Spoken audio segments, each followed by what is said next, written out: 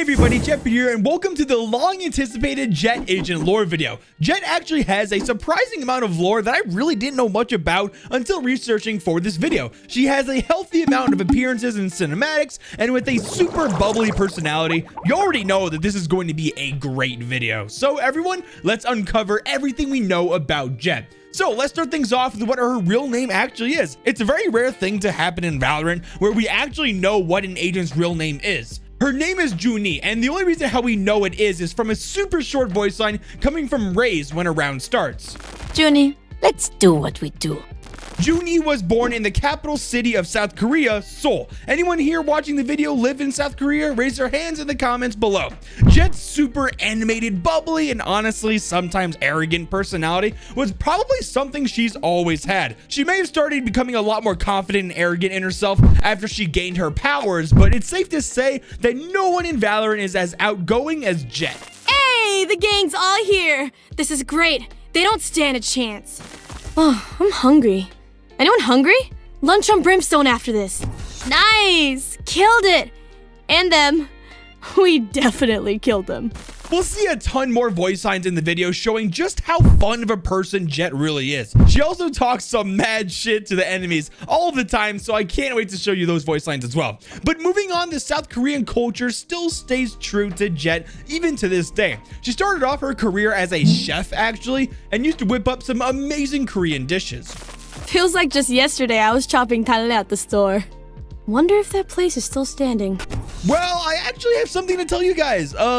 Jett, I don't think the place is still standing, and it's very, very likely your fault. Well, I'll show you guys why.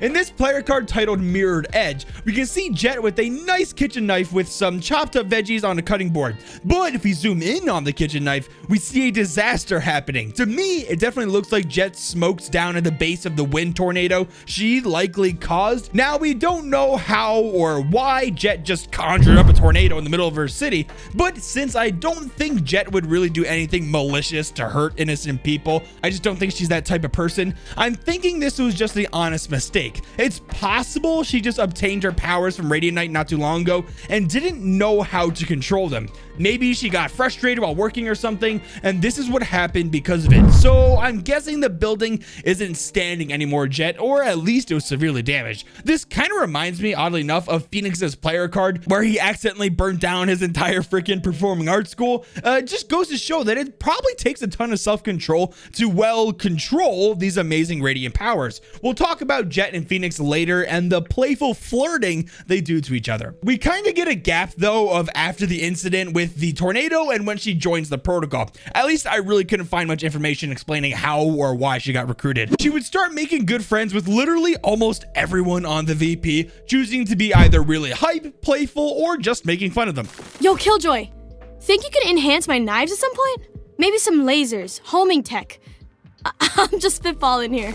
Reyna! Damn! Even I couldn't keep up. I still can't get over that owl, Sova. It's too cute. Why is it so cute? But not everything has been great for Jett since she joined the protocol. In fact, she was blamed for one of, if not the worst disaster to happen in Valorant's lore, the Venice incident of 2049. So I know I've talked about this in depth in plenty of my other videos, so I'll just keep this short. The Mirror Earth version of our Jett was sent to detonate the spike near a bunch of Radiant storage crates in Venice to teleport the Radiant Knight to Mirror Earth. No one knew at the time that Mirror Earth was a thing, as this was the first attack they carried out on Earth that we know of. After the mirror agent Jett was able to surprise our Phoenix and take him out, she detonated the spike, destroying a huge part of Venice in the process, but the valuable Radiant Knight will be used to help Mirror Earth. The public didn't know the full details of the disaster, and they still don't know what Mirror Earth is, and the media placed the majority of the blame on the Kingdom Corporation, but also posted wanted pictures of Jett and Phoenix. Our Jett often feels depressed that pretty much everyone in the world thinks she's the reason why people died and part of his city is destroyed. I mean, how can you tell people that you didn't do it when literally cameras caught you in the act? Of course they aren't going to believe you that there is an entire world just like ours with people that look exactly like us without definitive proof. And then even then, I'm sure people will just be anti-Mirror Earth conspiracy theorists.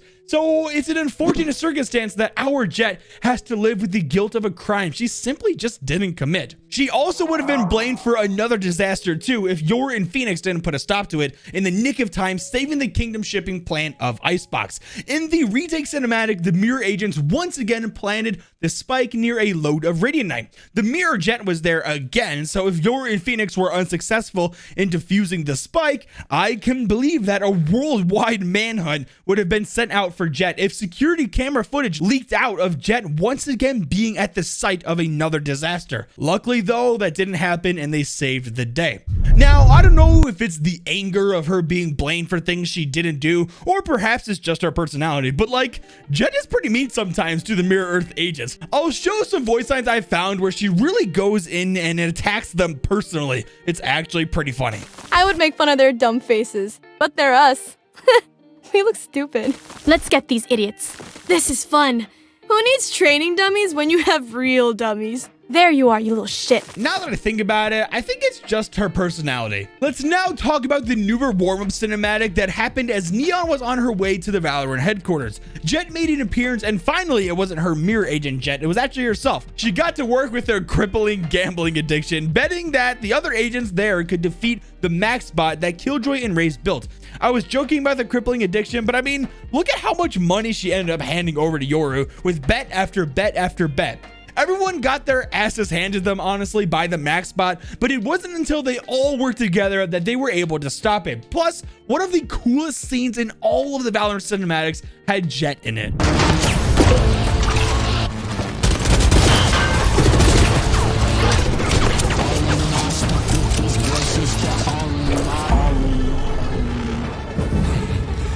My turn.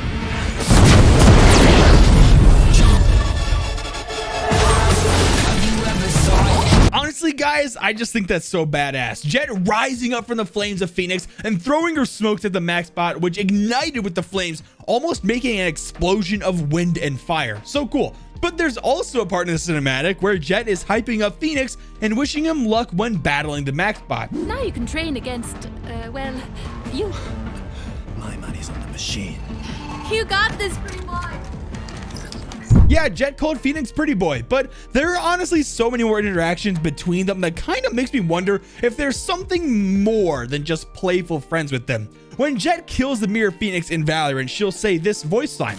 Oh, sorry, pretty boy. But sometimes Jett will talk to Phoenix about what will happen if either of them die. Hey, Phoenix, if you die, I call dibs on your jacket. Oh, don't be like that. You know you'd also want my shoes. Hey, Phoenix, if I die, Viking funeral. All the way. Also calls him pretty boy again when a round starts in Valorant. Don't mess up that pretty face, Phoenix. Now, what do you guys think? Is it just friendly banter where they're just good friends messing around? Or is there something more? What do y'all think? Jett is like the cheerleader on the VP. She's always hyping up her teammates or keeping everyone's spirits up by just being an enjoyable person to be around. Brimstone cares about her and her safety. Jett, remember to stretch. I don't want you to sprain an ankle at 90 miles an hour. She hypes up agents like Breach, Raze, and Sage when they do something good or really cool. Breach, my man! There's my bombshell. Crushed it, girl. Wow, Sage. When you turn it on, you turn it on. Great work. She even tells Killjoy that she likes her bots and compliments her intelligence greatly. All right, I take back what I said about those bots. They're pretty good. And so are you. Maybe their Killjoy isn't as smart as ours. I don't want to deal with her if she is. Another interaction I love shows how Jett's imagination is just so young and creative. Sky, ever thought about making other summons? Like, lions. Or, oh, dragons. Tried once. It was not pretty. I think this famous player card called Mentos, which captures the pure enjoyment and gratitude of our favorite agents on the VP, says it all. Yeah, I'm sure the work is hard and miserable sometimes, especially when the world's fate is in their hands, but at the core, they're a group of friends, and not so much friends, with close bonds together. Let's hope it stays like that. Now, what did you guys think about Jett? Do you love her voice lines and energy as much as I do? Let me know in the comments below. If you enjoyed the video, make sure to leave a like and subscribe notifications if you're new. Now, with all that being said, Jeppy out.